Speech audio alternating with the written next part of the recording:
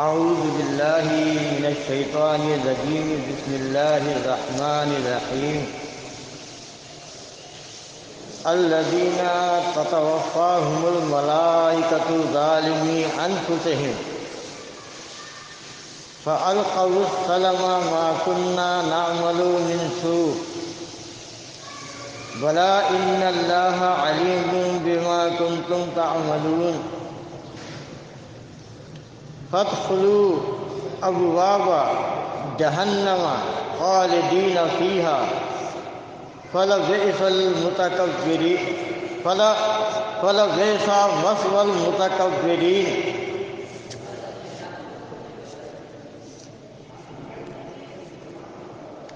وقال الله تعالى الذين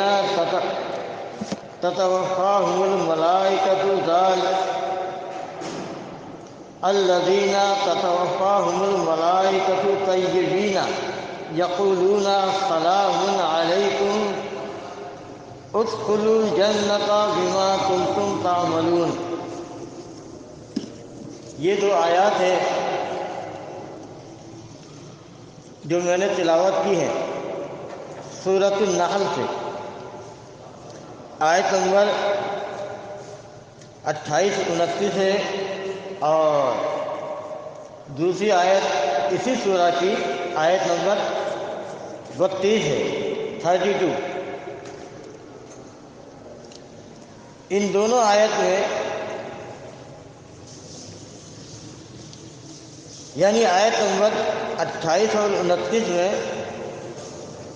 ظالموں کا ذکر کیا جا رہا ہے، کفار و مشرکین کا ذکر ہے، اور آیت نمبر 32 میں اہل ایمان کا ذکر ہے. یعنی دو ہیں، ایک تو وہ ظالم جنہوں نے اللہ کے ساتھ شرک کیا، جن کا خاتمہ جو کفر شرک میں مرتے دم تک اڑے رہے، اور دوسرے وہ لوگ ہیں جو کفر شرک سے پاک، جنہوں نے اپنی زندگی گزاری،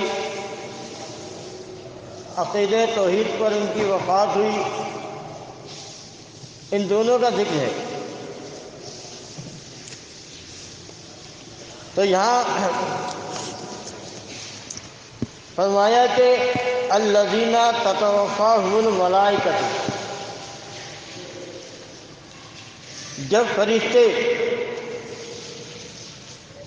توفا کرتے ہیں تو تتوفاہم الملائکۃ ظالمی انفسہم، ان کا توفا کرتے ہیں جنہوں نے اپنی جانوں پر ظلم کیا، یعنی ان کی روح قبض کرتے ہیں، ان کے وجود سے ان کی روح نکالتے ہیں. جیسا کہ سورۃ الانعام کے اندر فرمایا وَلَوْ تَرَىٰ إِذِ الظَّالِمُونَ فِي غَمرَاتِ الْمَوْتِ وَالْمَلَائِكَةُ بَاسِطُو أَيْدِيهِمْ. فرمایا کہ اے نبی کاش کے اس کو دیکھے جب یہ موت کی سختیوں میں مبتلا کر دیے جاتے ہیں، فی غمرات الموت، اور والملائکۃ، اور ملائکہ فرشتے باسطو ایدیہم، اپنے ہاتھوں کو پھیلاتے ہیں. کیا کہتے ہیں مرنے والے سے؟ اخرجوا انفسکم، نکالو اپنی جانوں کو. الیوم تجزون عذاب الہون، آج تمہیں ذلیل و رسوا کرنے والا عذاب دیا جائے گا.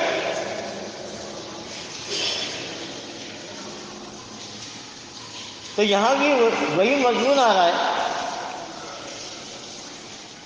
وہاں اخراج آ رہا ہے. فرشتے روح نکالنے کے لیے آئے ہیں. اخرجوا انفسکم، یہاں پر توفیٰ آیا ہے، تتوفاہم الملائکہ، یہاں قبض روح کے بارے میں متعلق آ رہا ہے۔ تو جو فرشتے توفیٰ کرتے ہیں، ان کی روح نکالتے ہیں، قبض کرتے ہیں، جنہوں نے اپنی جانوں پہ ظلم کیا، کافر مشرک رہ کر مرے، ان کی موت اس حال میں آئی کہ وہ اللہ کے کافر تھے، اللہ کی کتاب کے کافر تھے، ظالمی انفسہم فألقوا السلم۔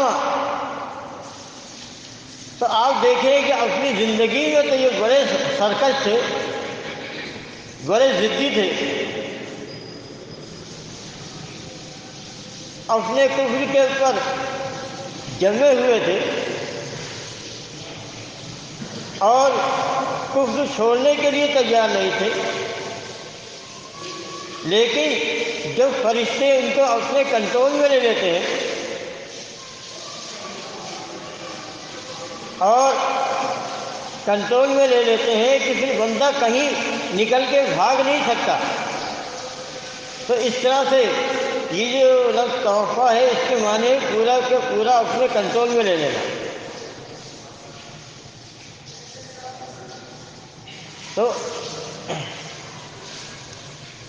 تو مرنے والا جس کی روح نکالنے کے لیے آئے ہیں، قبض کرنے کے لیے آئے ہیں فرشتے، فَأَلْقَوْا السَّلَامَ، تو وہ مرنے والا جس پر غمرات الموت طاری ہے، سیاق الموت کے اندر ہے، وہ فرما بردار ہو جاتا ہے، ساری سرکشی، ساری عقل، ساری ضد، ساری حد دھروی ختم ہو جاتی ہے، ہوا ہو جاتی ہے، فرما بردار بن جاتا ہے اور کہتا ہے ما کننا نعمل من سوء۔ کیا کہتا ہے کہ ہم نے کوئی برا کام نہیں کیا، ہم نے کوئی برا کام نہیں کیا۔ تو فرشتے کہتے ہیں بلا، کیوں نہیں،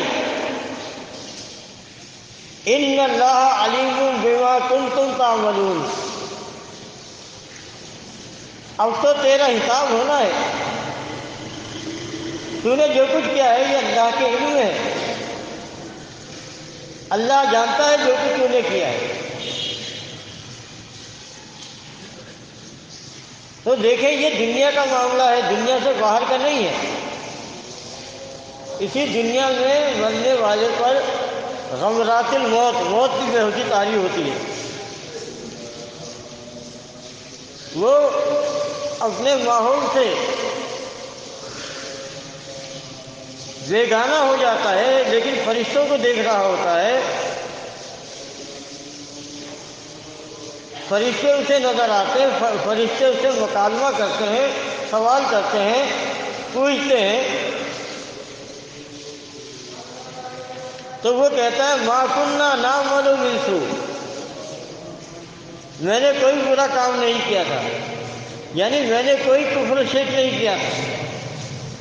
فرشتے کہیں گے بلا ان اللہ علیم بما کنتم تعملون، کیوں نہیں، اللہ جانتا ہے جو کہ تم کرتے تھے۔ فادخلوا ابواب جہنم، اب فرشتے کہتے ہیں فادخلوا ابواب جہنم، بس داخل ہو جاؤ جہنم کے دروازوں میں، خالدین فیہا،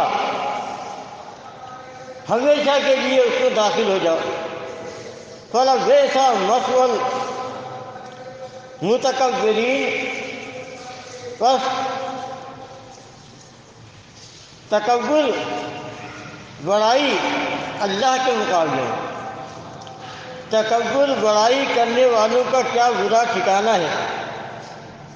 تو دیکھیں یہ قرآن میں اللہ نے ہمیں بتا دیا کہ مرنے والے کو اس کی روح نکالتے وقت فرشتے اس کو بتا دیتے ہیں کہ بیٹا اب تجھے جہنم میں جانا ہے، فادخلوا، داخل ہو جا، یعنی یہ آیت یہ بتا رہی ہے کہ مرتے ہی انہیں جہنم میں داخل ہونا ہے۔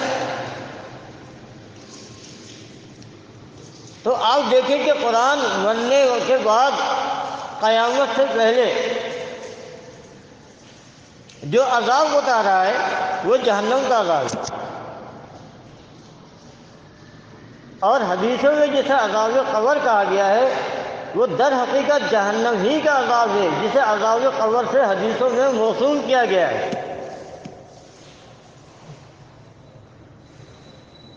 ورنہ مرنے کے بعد قبر کا جو معاملہ ہے، وہ عذاب کا جو معاملہ ہے وہ جہنم کے ساتھ ہے۔ تو یہ قرآن کی دلیل ہے، اور قرآن کی دلیل سے بڑی کوئی دلیل نہیں ہوتی۔ تو قرآن ہمیں بتا رہا ہے،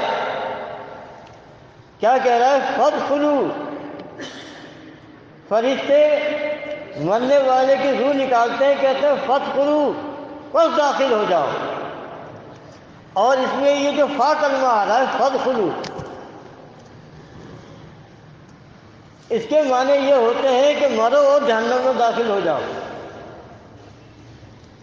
وہ ایسا نہیں ہے کہ فرشتے انتظار کریں گے مرنے کے بعد کب یہ مٹی میں دبے گا پھر اس کو عذاب ہوگا۔ فادخلوا، فا کلمہ آ رہا ہے، یعنی اب تم مرو اور جہنم میں داخل ہو جاؤ۔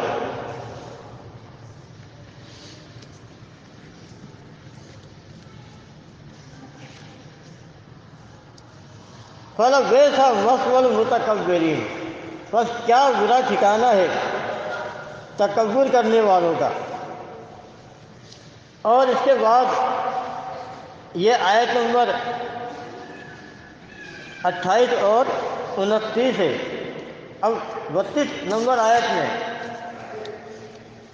ان کا ذکر کیا جا رہا ہے جنہوں نے پاکیزہ زندگی گزاری۔ پاکیزہ زندگی کیا ہے؟ کفر و شرک سے پاک، جنہوں نے ایسی زندگی گزاری جو کفر اور شرک سے پاک تھی۔ الذین تتوفاہم الملائکہ، اب دیکھیں فرشتے توفا روح قبض کرنے کے لیے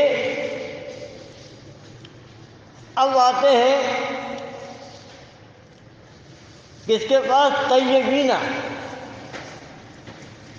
ایک ایسے لوگوں کے پاس بھی جاتے ہیں جو کفر و شرک سے پاک تھے۔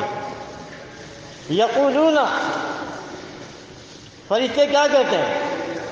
یقولون، اور جاتے ہیں اور کہتے ہیں سلام علیکم، یعنی جو مرنے والا ایمان والا ہے اس کے لیے کہتے ہیں سلام علیکم۔ یہ وہی بات ہے جو دوسری آیت میں آ رہی ہے، ان الذین قالوا ربنا اللہ ثم استقاموا، جنہوں نے پاکیزہ زندگی گزاری، اللہ کی توحید کو اختیار کیا۔ قالوا ربنا اللہ، یہ کہتے رہے کہ اللہ ہمارا رب ہے۔ ثم استقاموا، اسی پر قائم رہے۔ تتنزل علیہم الملائکہ، جب ان کی موت کا وقت آتا ہے تو فرشتے نازل ہوتے ہیں۔ فرشتوں کا نزول ہوتا ہے، فرشتے خوشخبری سناتے ہیں، اللہ تخافوا ولا تحزنوا وابشروا بالجنۃ التي کنتم توعدون، کہ اب تمہیں کوئی خوف نہیں، کوئی پریشانی نہیں، اب بشارت ہے جنتوں کی جس کا تم سے وعدہ کیا اللہ نے۔ تو یہاں وہی مضمون آ رہا ہے، الذین تتوفاہم الملائکۃ الطیبین، جنہوں نے پاکیزہ زندگی گزاری، کفر شرک سے پاک۔ فرشتے کہتے ہیں یقولون سلام علیکم، تم پر سلامتی ہو، تمہیں سلام ہو۔ پھر کہتے ہیں ادخلوا الجنت،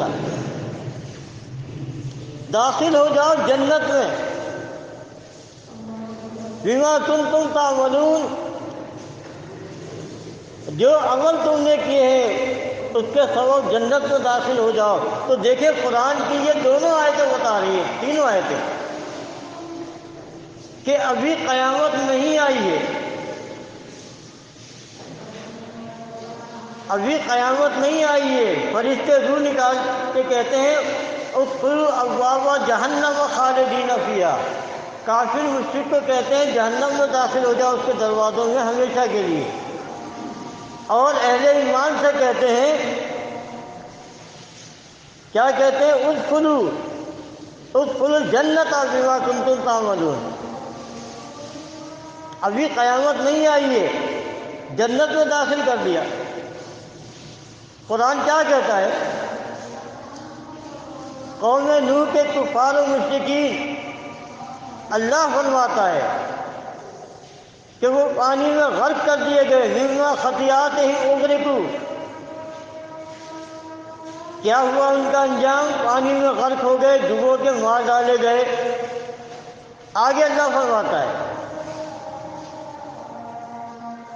فَأُغْرِقُوا فَأُدْخِلُوا النَّارَ، اور پھر وہ آگ میں داخل کر دیے گئے۔ ابھی قیامت نہیں آئی ہے،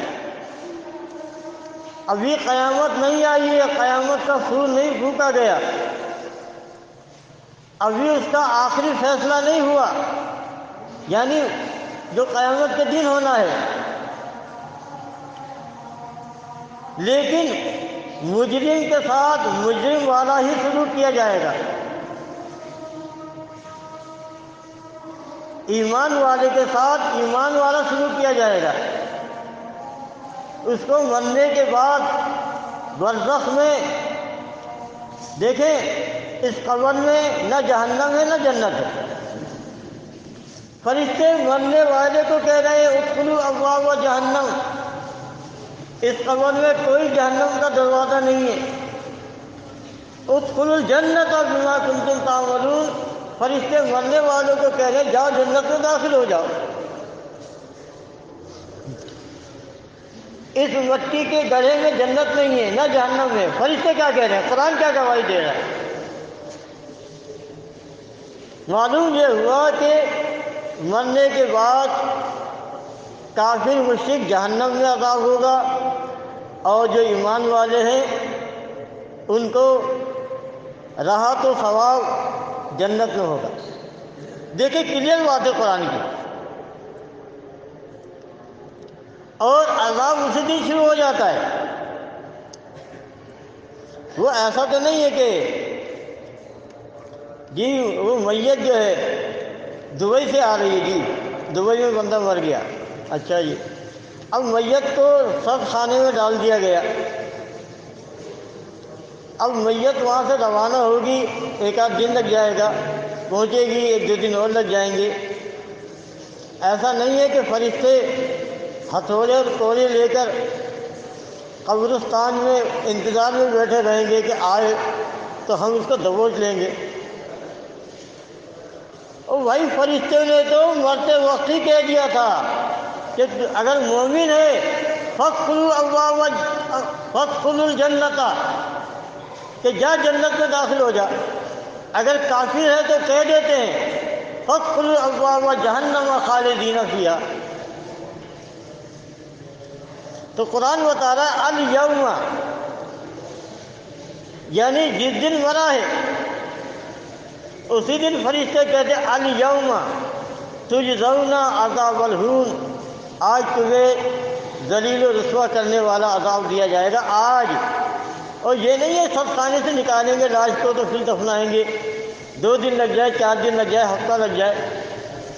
وہ جناب بڑا بیٹا امریکہ میں ہے، وہ آئے گا تو تدفین ہوگی، سب خانے میں رکھوا دو، فرشتے گرد کوڑے ہتھوڑے سانپ بچھو لے کے قبرستان میں بیٹھے انتظار کرتے رہیں گے۔ ایسا نہیں ہے، مرنے کے ساتھ ہی عذاب کا معاملہ شروع ہو جاتا ہے۔ حتیٰ اذا جاء احدهم الموت قال رب ارجعون،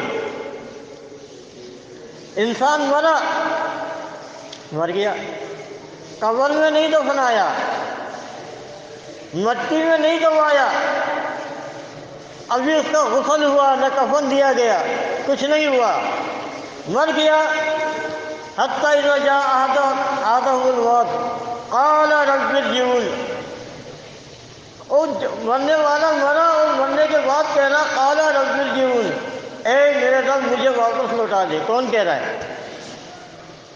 جو چیز دنیا سے گئی ہے وہ کہہ رہی ہے، روح کا مطالبہ ہے رب ارجعون۔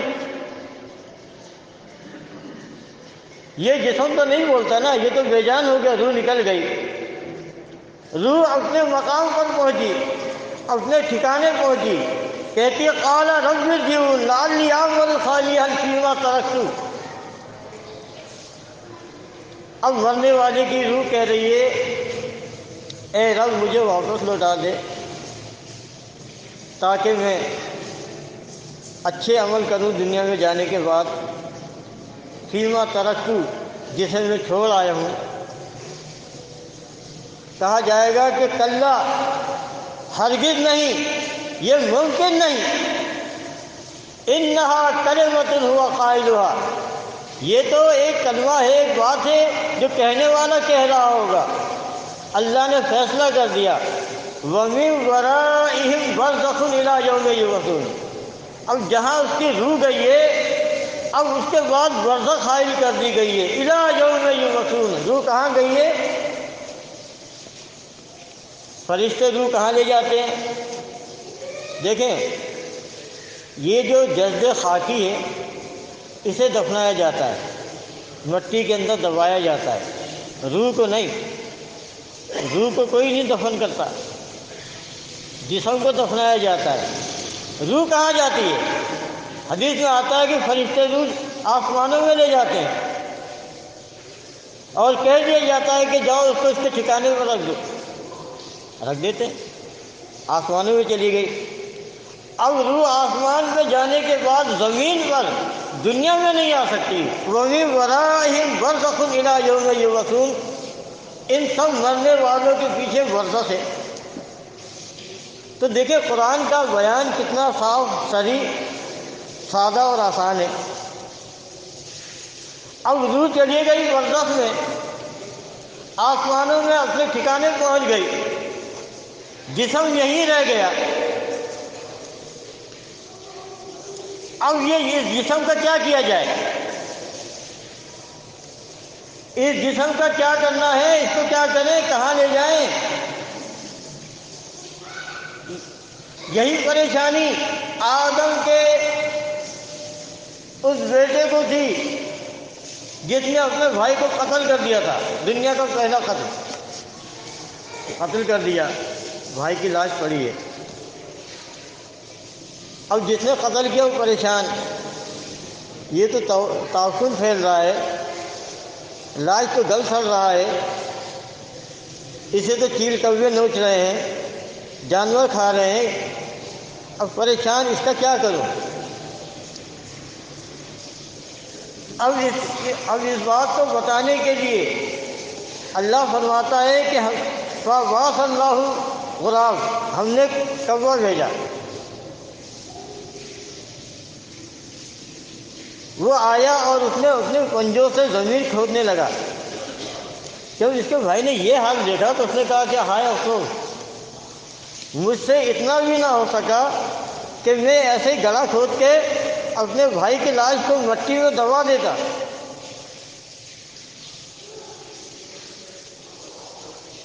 تو دیکھیں قرآن تو یہ بتا رہا ہے کہ یہ مٹی کی قبر یہ لاش کو چھپانے کے لیے، دبانے کے لیے، آج سے نہیں ہے۔ یہ دفن کرنے کا سلسلہ آدم علیہ السلام کے بعد سے یا دور سے سمجھنے شروع ہوا ہے، آج کا دور نہیں، قبر جب سے بن رہی ہے، اور قبر میں مردے جب سے دفنائے جا رہے ہیں، دبائے جا رہے ہیں۔ انہوں نے بھی پھر آدم کے بیٹے نے اسی پہ عمل کیا، تو معلوم یہ ہوا کہ یہ مٹی کا گڑھا لاش کو دبانے کے لیے ہے۔ کیوں دبانے کے لیے ہے؟ کہ باہر چیل کوے کھا جائیں گے، جانور کھا جائیں گے، کتے بلی نوچ کھائیں گے، اس لیے اس کو دبایا جاتا ہے مٹی کے اندر، کیونکہ انسان ہے۔ آپ نے دیکھا ہوگا کہ جانور کو بھی مٹی میں دوا دیتے ہیں نا، جانور کوئی مرا پڑا مر جائے کیا کرتے ہیں؟ مٹی میں دوا دیتے ہیں۔ کوئی چھوٹا موٹا جانور ہو تو اس کو کچرے میں ڈال دیتے ہیں، کوئی بڑا جانور مر جاتا ہے تو اس کا طریقہ، اس کا حل ہی یہی ہے، ورنہ تعفن پھیلے گا۔ یا کسی ویرانے میں جنگل میں لے جا کے پھینک آتے ہیں کیونکہ تعفن ہوتا ہے۔ تو یہ قبریں اسی لیے بنائی جاتی ہیں کیونکہ انسان مرا ہے نا، تو انسان کی اپنی عزت ہے، اکرام ہے۔ وَلَقَدْ كَرَّمْنَا بَنِي آدَمَ، بنی آدم کو اللہ نے عزت والا بنایا ہے، تو یہ تکریم ہے اس کی۔ قبر اس لیے نہیں بنائی جاتی کہ اس کو پوجا کرو، قبر اس لیے نہیں بنائی جاتی کہ اس کو زندہ مانو، قبر اس لیے نہیں بنائی جاتی کہ یہ داتا دستگیر مشکل کشا ہے مٹی میں دبنے کے بعد۔ ذرا عقل سے کام لو، سوچو، غور کرو، مٹی میں دبنے کے بعد کیا کوئی خدا بن جاتا ہے؟ مٹی کے میں دبنے کے بعد گلی سڑی ہڈیاں کیا خدائی مقام حاصل کر لیتی ہیں؟ الہ العالمین بن جاتی ہیں، ذات الہی میں شریک ہو جاتی ہیں، سمیع و بصیر بن جاتی ہیں، دیکھنے سننے والے بن جاتے ہیں۔ اور قبروں میں ایسی کون سی دوا ہے، ایسا کون سا میکنزم ہے کہ قبر میں جاتے ہی مردہ جو ہے آنکھیں کھول کے دیکھنے لگتا ہے، اپنے گھر والوں کو پہچانتا ہے؟ قبر کے اندر ایسا کون سا کیمیکل یا کوئی ایسی جڑی بوٹی ہے کہ بندہ قبر میں مٹی جیسی ڈالو ویسے اٹھ کے بیٹھ جاتا ہے؟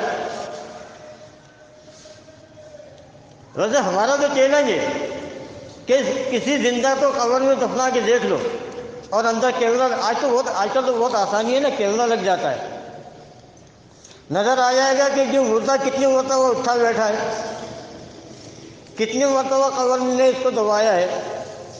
بھائی جی یہ سارے معاملات عذاب و راحت کے، یہ جہاں روح ہوتی ہے وہاں کے معاملات ہیں، یہاں کچھ نہیں ہے۔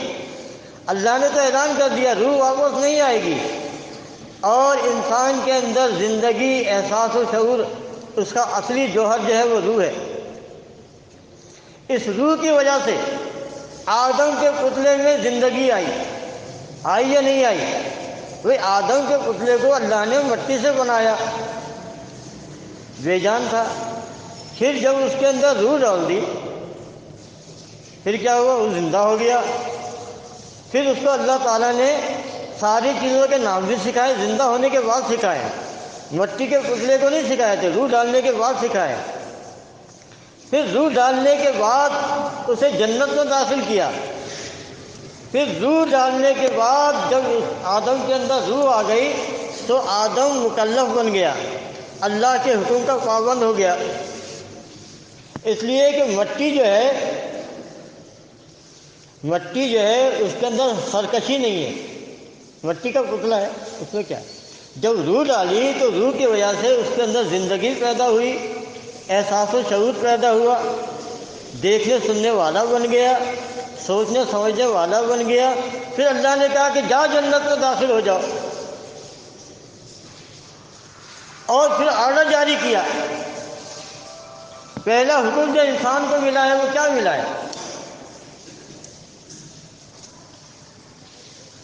پہلا حکم انسان کو یہ ملا ہے کہ جاؤ جنت میں داخل ہو جاؤ، تم اور تمہاری بیوی جنت میں کھاؤ پیو عیش کرو، لیکن اس درخت کے پاس نہ جانا، اس درخت کو نہ کھانا۔ دیکھو پابند کیا گیا نا انسان کو روح ڈالنے کے بعد۔ دیکھیں انسان روح جب اس کے جسم میں روح ہوگی تو پابند ہے، جواب دہ ہے، مکلف ہے، اس کے اندر شعور بھی ہے، ادراک بھی ہے۔ جب روح اس کے اندر آ گئی اب وہ مکلف ہو گیا، شعور بھی آ گئی، سب کچھ دیکھنے والا بن گیا، تو پھر اللہ نے اس کو حکم جاری کیا۔ یہ بتائیے اللہ کے جتنے احکامات ہیں جو اللہ نے انسانوں کو دیے ہیں، کیا وہ احکامات مردوں پہ لاگو ہوتے ہیں؟ اقیموا الصلاۃ مردوں پہ لاگو ہوتا ہے، وآتوا الزکوٰۃ مردوں کے لیے ہے، کیونکہ یہ کہتے ہیں نا یہ قبر پرست کہتے ہیں نا کہ قبر میں روح لوٹا دی زندہ ہو گیا. تو مجھے بتائیں اگر زندہ ہو گیا تو پھر اس کے اوپر نماز کا حکم کیوں نہیں ہے، صلاۃ کا حکم کیوں نہیں ہے؟ کیونکہ زندوں کے اللہ تعالیٰ تو حکم ان کو دیتا ہے جن کے وجود جسم میں روح ہے، جو زندہ ہیں. اگر یہ تکلیف مکلف ہے لیکن ایسا نہیں ہے. کوئی نہیں کہتا کہ جی ان کے اندر روح ڈال دی گئی ہے، اب یہ مکلف ہے، جواب دہ ہے اللہ کے آگے. اب قبر میں اچھا اسی لیے تو انہوں نے نکالا ہے کہ قبر میں نمازیں بھی پڑھتے ہیں، قبر میں نمازیں بھی پڑھتے ہیں اللہ کے نبی انبیاء. اور احمد رضا خان نے سوچا کہ یار جب روح بھی موجود ہے، زندہ بھی ہو گئے، روح موجود ہے، زندہ ہو گئے نا. تو جب بندہ زندہ ہوتا ہے تو اس کی کچھ خواہشات بھی ہوتی ہیں. تو احمد رضا خان نے کہا کہ نبی کی قبر میں ازواج مطہرات پیش کی جاتی ہیں اور آپ ان کے ساتھ راتیں گزارتے ہیں، شب واشی فرماتے ہیں. تو مجھے دیکھیں کہانی کہاں سے کہاں پہنچ گئی. روح کو جسم میں ڈالا گیا، مٹی کے اندر جسم میں، پھر یہ زندہ کیا گیا اور اس کے بعد پھر اس کی پوجا پاٹ ہوئی، پھر ازواج مطہرات پیش کی جانے لگی، یہ دیکھنے سننے والا بن گیا، پھر اس کی پوجا ہوئی، پھر یہ خدائی منصب پر فائز ہو گیا، علی حجویری داتا بن گیا، اجمیر والا غریب نواز، بغداد والا غوث العظم قرار پایا، اور نجف والا جو ہے مولا علی مشکل کشا بن گیا. بھائی یہ ساری یہ جو کہانی بنائی ہے یہ روح جسم میں ڈالنے کے بعد ہی تو بنائی ہے. جب روح جسم میں آیا کہ زندہ ہو گیا، جب زندہ ہوا تو پھر وہی مشکل کشا ہے اور وہی داتا ہے، دستگیر ہے. تو دیکھیں مشرکوں کا راستہ دے دیا نا مولویوں نے. وہی راستہ دیکھیں، چور دروازہ، شرک کا چور دروازہ کیا ہے؟ حیات فی القبر کا عقیدہ، یہ چور دروازہ ہے. قبروں کی پوجا اسی بنیاد پر ہوتی ہے. اگر یہ دروازہ بند کر دیا جائے تو قبر پرستی ہمیشہ کے لیے بند ہو جائے گی. لیکن مولویوں نے اس چور دروازے کو کھلا رکھا ہے. کہتے ہیں سماع موتا حق ہے، اللہ کا فرمان ہے کہ مردے نہیں سنتے. پھر سماع موتا حق کہاں سے ہو گیا؟ تو آپ دیکھیں کہ کس طرح سے اس امت میں کفر و شرک کو رائج کیا گیا، قبر پرستی کی بنیادیں فراہم کی گئیں اس لاشے کو زندہ کر کے. پھر اس کی آپ دیکھیں کہ آج یہ امت کہاں پہنچی ہوئی ہے کہ کراچی سے لے کر پوری دنیا میں جہاں جہاں یہ کلمہ گو ہے وہاں کوئی نہ کوئی دربار، درگاہ، مزار موجود ہے. ہر جگہ پوجا ہو رہی ہے. کراچی سے لے کے کشمیر تک کوئی جگہ محفوظ نہیں ہے. کھلے عام، سر عام کلمہ پڑھنے والے، یہ ہندو، یہودی، عیسائیوں کی بات نہیں کر رہا ہوں، یہ کلمہ پڑھتے ہیں لا الہ الا اللہ محمد رسول اللہ، اور قبر میں جا کر کے اس کو چومتے ہیں، اس کے پھیرے لگاتے ہیں، طواف کرتے ہیں. کیوں کرتے ہیں؟ کہتے ہیں حضرت زندہ ہیں، دیکھتے ہیں، سننے والے ہیں. تو دیکھیں قبر پرستی، مردہ پرستی کی بیس بنیاد اسی کے اوپر ہے. اگر ان کے اندر سے حیات نکال دی جائے، روح نکال دی جائے، جو قرآن کا فیصلہ ہے اموات غیر احیاء وما یشعرون ایان یبعثون، تو آپ یہ سمجھ لیں کہ یہ کلمہ گو، یہ اگر ان کو یہ معلوم ہو جائے کہ ان کے اندر زندگی کی کوئی رمق بھی باقی نہیں ہے، نہ دیکھنے کی، نہ سننے کی، نہ بولنے کی، نہ اندر نہ باہر، اموات ان کے ساتھ غیر احیاء آ گیا، اب تو کوئی گنجائش ہی نہیں ہے، تعویل بھی نہیں چل سکتی، نکلنے کا راستہ اللہ نے بند کر دیا. قبر پرستی مردہ پرستی، مردے کو ہمیشہ کے لیے منو مٹی کے اندر اللہ نے دفن کر دیا، اموات غیر احیاء کہہ کر۔ تو یہ ہے اللہ کی کتاب، اور ہم لوگوں کو اللہ کی کتاب کی طرف بلاتے ہیں کہ ایمان اور عقیدہ اللہ کی کتاب